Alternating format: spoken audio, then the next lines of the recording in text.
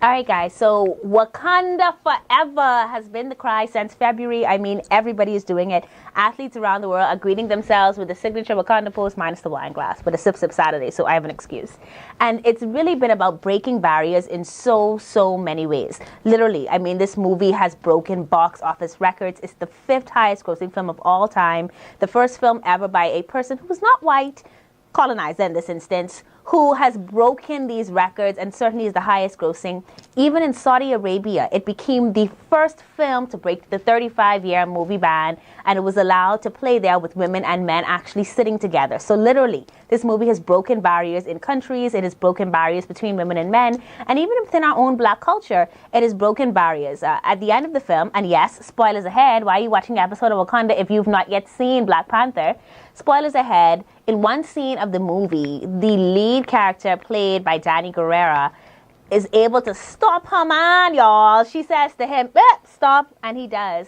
And in a follow-up interview she has with the fellow actor in the scene, they talk about the fact that these roles can happen within our black community, but don't happen often enough, where men and women communicate and listen effectively, with men sometimes bowing to what women say. Well, that's another conversation for another day. The empowerment that we see women have, the influence that we see women have. Wakanda has an all-female army, y'all. And if that's not being a girl boss, then I don't know what is. So I had to talk about this with somebody, and there's only one girl boss I could think of to have this conversation with me. She's got the magic melanin on lock too, so it just fit with the whole theme. I'm, of course, talking about Tap, and she's with me this Sip Sip Saturday, so stay tuned.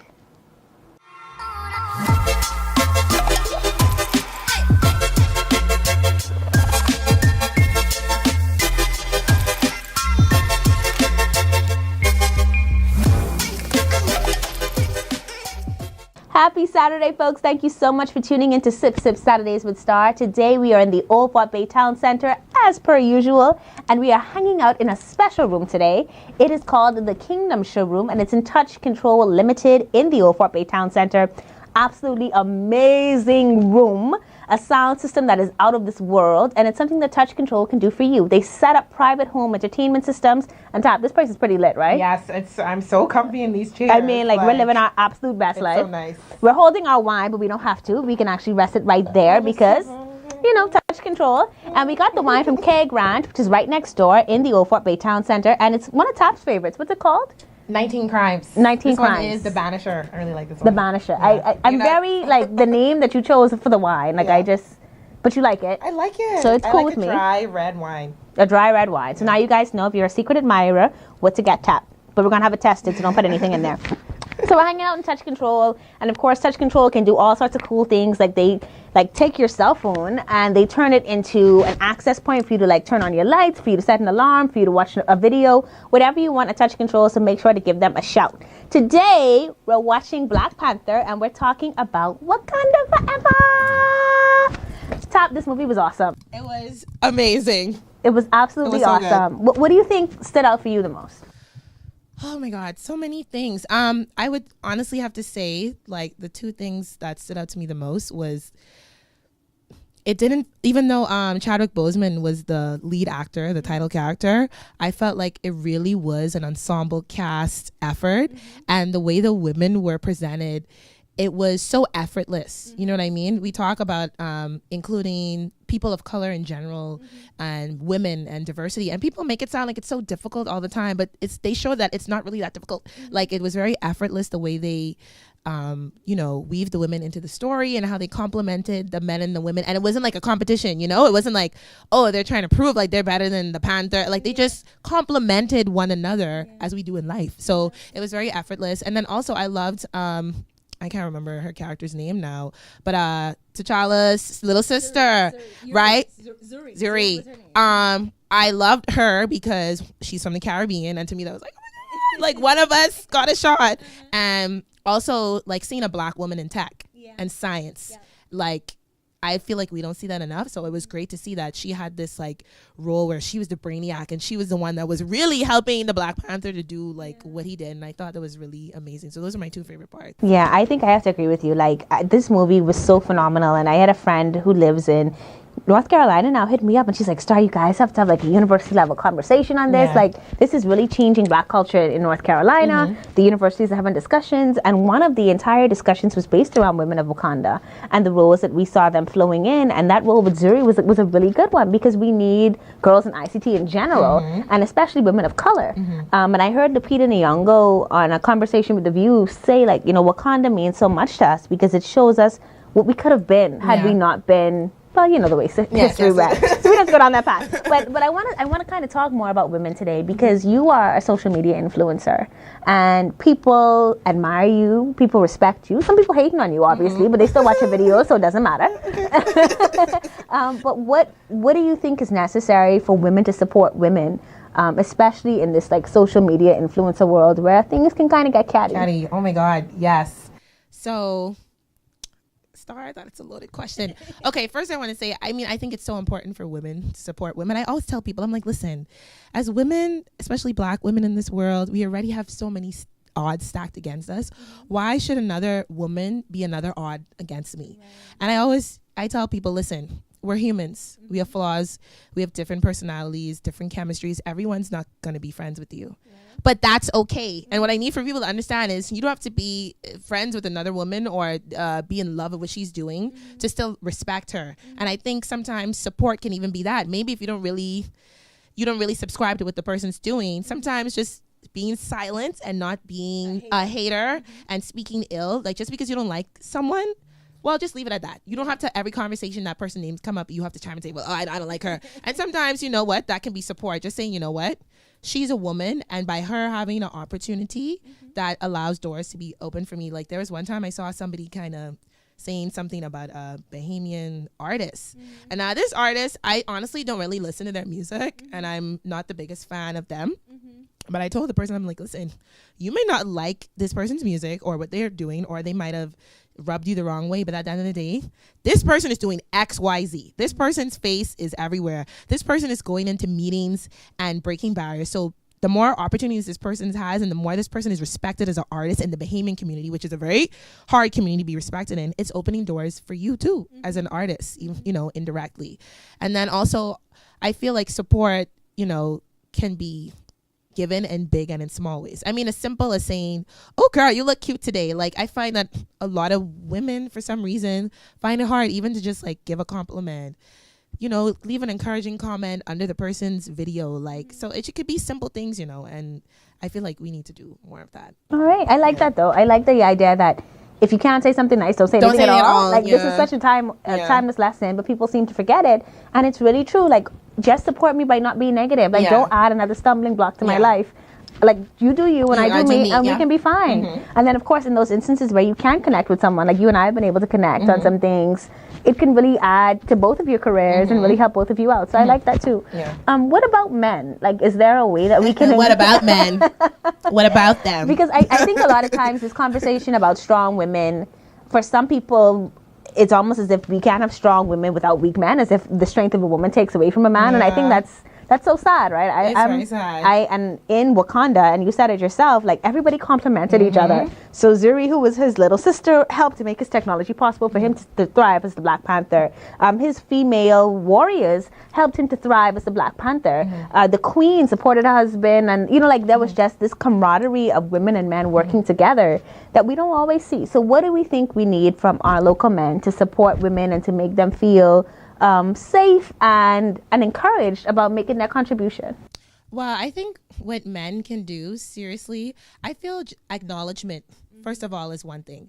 Because, you know, the analogy with Wakanda, with the women supporting T'Challa and whatever.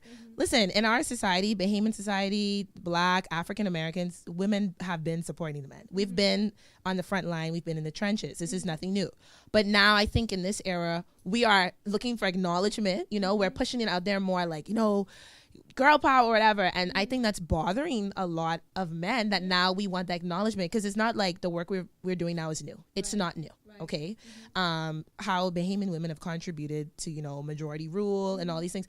But see, the problem is a lot of them were not acknowledged. Their names weren't called. A lot of these women I'm just finding out about now in my 20s. Why didn't I know about them in high school and junior high? I heard this really cool quote before that says, you know, a lot of times people will go up and give like a speech competition and it'll be like quoted by Anonymous, right? So, oh, the sky is blue, Anonymous.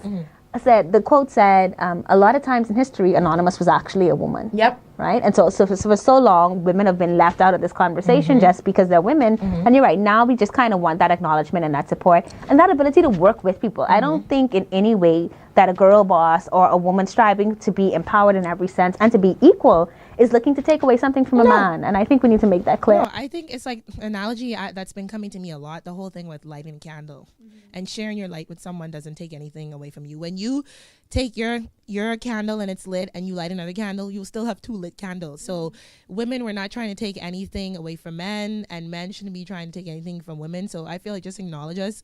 And also, you know, what really pisses me off is like when I especially go on my little rants and these men like to accuse me of being a male basher. I'm not. I'm a woman lover and woman protector.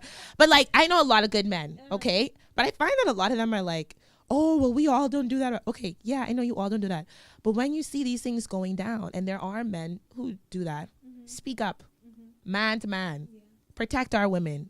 It could, you know, it's crazy things I see on the street, like even with street harassment or whatever, like speak up and protect that woman. Speak up on Facebook and say, you know what, I believe women should have the opportunity to do this. Don't hide, you know, so acknowledge us, protect us. And then I feel like even in a practical sense, I mean, I honestly don't know why diversity is such a hard thing for people to get. I feel like if you're a man and you work at a marketing firm or you work anywhere, as simple as having the thought in your head, every time we have a project, every time we have an opportunity, we must automatically say, you know what, let's try to get a woman on the panel or a woman. I feel like using your privilege, your male privilege, to say, okay, guys, we have this ceremony coming up. We have to have at least a minimum one woman, at least to start. You know what I mean? Like the same thing with white people and these commercials. I'm like, ain't nobody in there saying, okay, we need at least one black person, one Asian person, one Hispanic. I feel like it's so easy. But then you see, the thing is, people think that someone's empowerment is a threat to theirs. And we have to understand that no, like we all have a lane and we all have opportunities, and God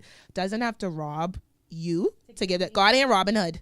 He don't have to rob someone to bless you. It don't work like that. Like there's opportunities in the universe for everyone. Us, so, yeah, I love that. And I think that's kind of what Wakanda showed too. Like it just showed this unlimited possibility of what could happen when people were at their best and had their best to give, and all of these opportunities were available to everyone. So I think that you made some really good points there. Now let's talk about like social media influencing, and a lot of people don't get it. It's kind of new, but certainly anyone who follows any of your pages can see that other people are following you too, and it's kind of become a really good career option for you. Have you ever found misogyny? And I know you like this word, so you may want to break it down for our viewers that don't know what that means. But have you ever faced any of that in doing the work that you're doing now? Oh, of course. You know, Lord, hold on. Give me a second. Okay, we're gonna take a sip here. Sip break. Sip. And guys, with your wine, you want to swirl. Yes, keep it classy. And then you come in and sip.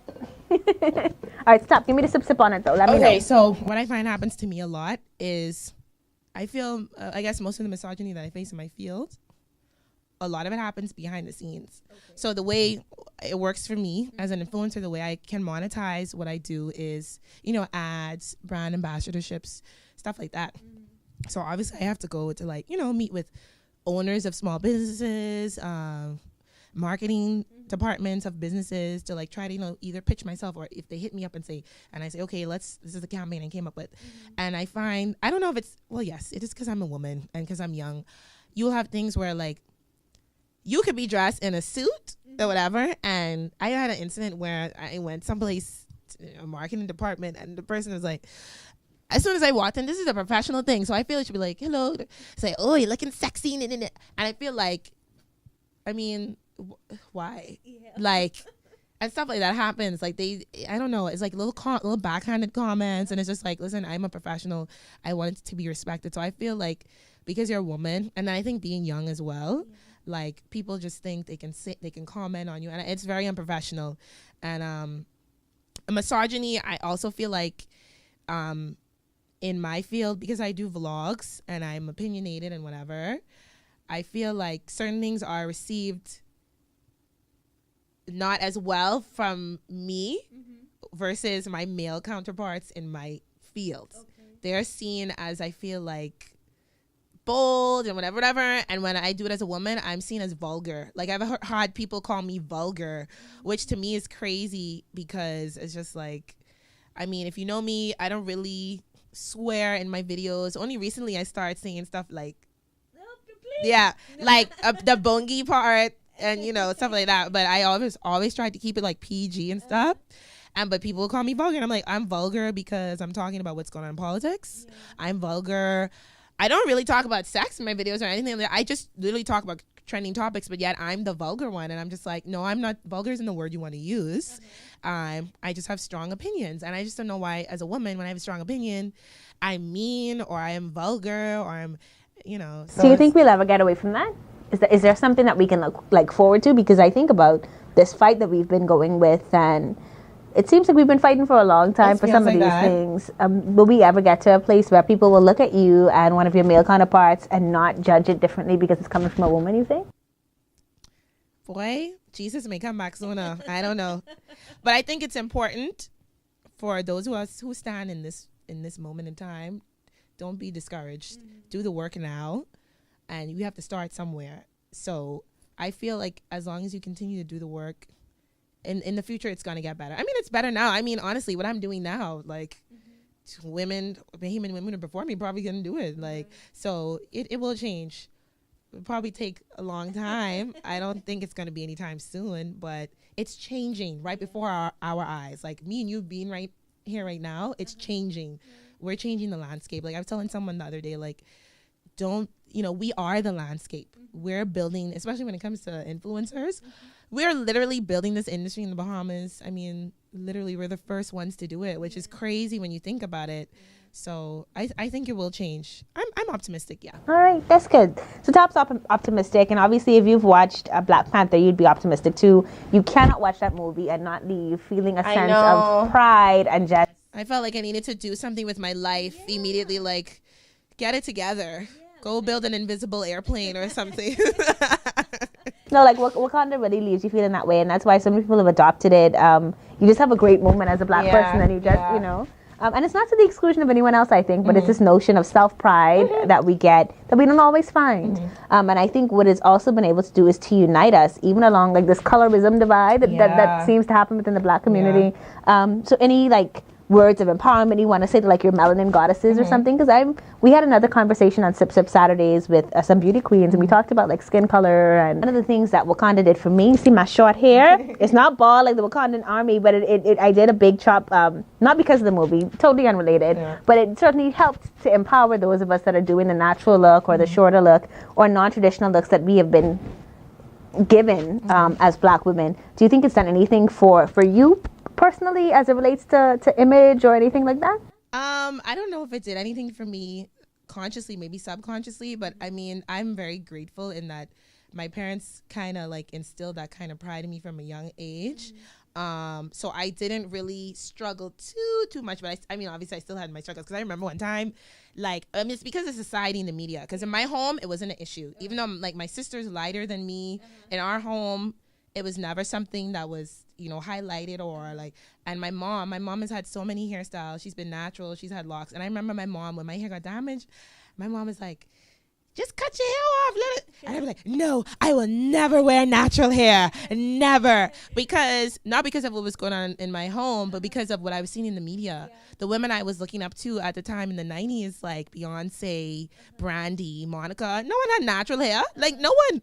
So it was like, babe, in order to be beautiful, in order to be like, do well in your career as an entertainer, you need to have a straight weave.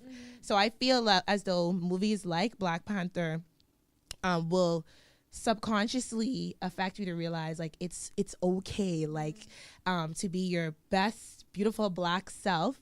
And I think for me as a dark skinned woman, like to see a movie where it's like, you know, not just highlighting light skinned women, I think it was a good moment. And you know, I just feel like when it comes to colorism and like dividing ourselves with Black people, not only with colorism, but like nationalism, because there's a divide between like Africans from Africa, Caribbean, Black people, and African Americans. There's like tensions with that too. And like, we just need to throw all of that away and realize that when it comes down to it, we are one people, and if we come together, many hands make a load lighter.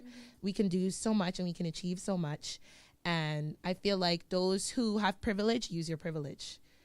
Those who have light skin privilege, male privilege, economic privilege, use your voice to empower people and make other people feel comfortable. And like sometimes people just need to know, like, it's okay. So just by your presence, sometimes you don't even have to say anything, just your presence, it like subconsciously affects people. So yeah. Well, Tab, I want to thank you so much for coming today and chatting with me. It's over. I will talk some more. Talk some more, but it is over. Like, so what we try to do. That list had a whole bunch of questions. Listen, we tried. Sean, thank you for sending Tab the cheat sheet. That's only supposed to be for me. Now she wants more questions. Sean is my producer, and she's amazing. But no, what we try to do, because we know people have short attention spans, is to like keep our conversations within like 20. Yeah, that's why this internet age. But we're gonna have you back, and I'm just really grateful that you came to be with me because I admire you so much, and you've really given me like the encouragement and the push I needed to go into Sip Saturdays, and you're really doing your thing. So I admire that. One Wakanda woman to another. Yes, I admire you so much. And I always feel like this. Like you're literally like an inspiration because I personally, they say you can't have it all. Bump that. Star has it all. No one's perfect, but like, no, girl, you doing it. Like, you got a man, he married to you, you got a child, you got a career, you look fabulous, you're you're doing all these things. You have your show, like, come on.